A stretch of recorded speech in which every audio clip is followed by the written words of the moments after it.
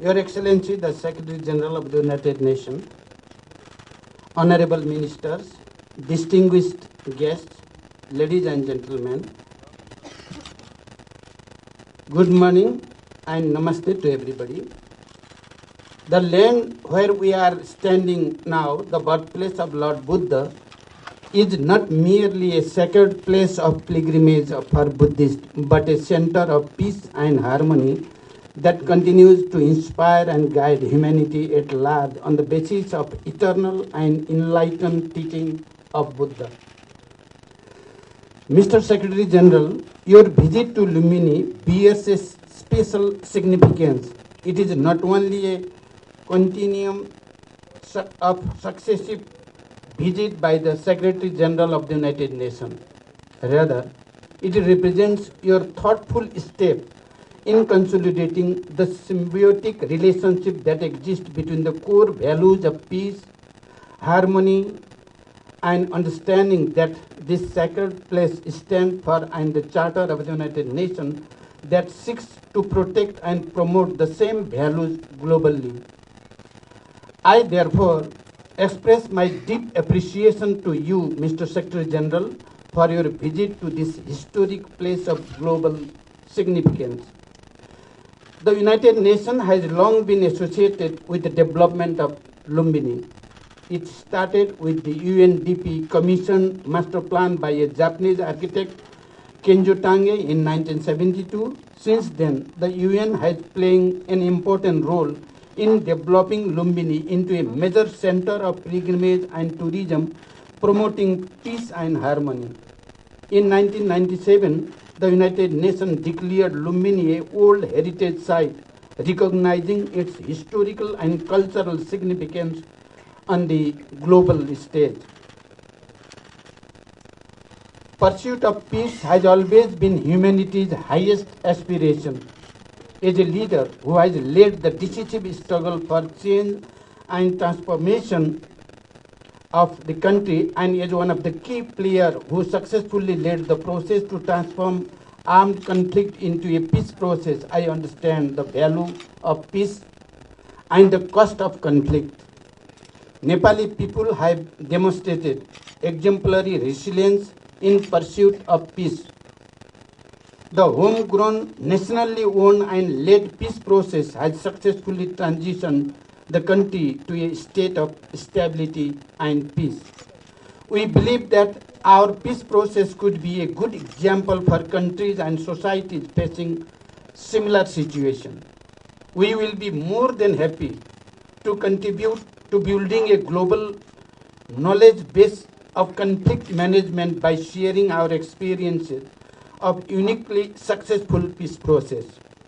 What we have learned is that peace founded on inclusion, empowerment, economic prosperity and justice stands a better chance to last longer. Currently, we are engaged in concluding the remaining task of the peace process, the transitional justice system. Our ultimate aim is to ensure lasting peace and harmony in the country. This objective will continue guiding our all efforts toward completing this task. We count on international community's goodwill and understanding in this regard. Peace, harmony, and compassion are the innate attributes that we have inherited from Buddha, the apostle of peace and the enlightened son of Nepal. Unity in diversity is our strength, and harmony and coexistence make essential ingredients of our culture. We believe in Bhavatu Sarva Mangalam. May all be blessed with auspicious and Vasudhaiva Kutumbakam. The world is a family. The principle of Panchashil, non-alignment, the UN Charter, international law and values of world peace continue to guide Nepal's foreign policy.